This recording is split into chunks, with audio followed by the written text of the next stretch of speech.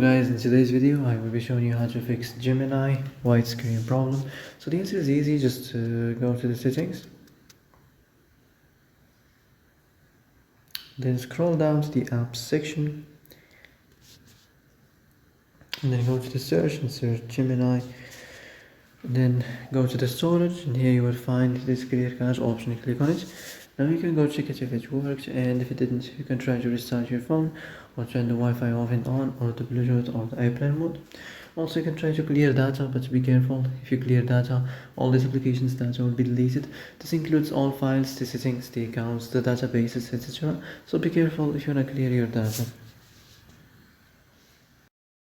And that's it for today's video. I hope this is the answer you've been looking for. If you like this video, don't forget to like and subscribe, and see you in the next video. Thanks for watching.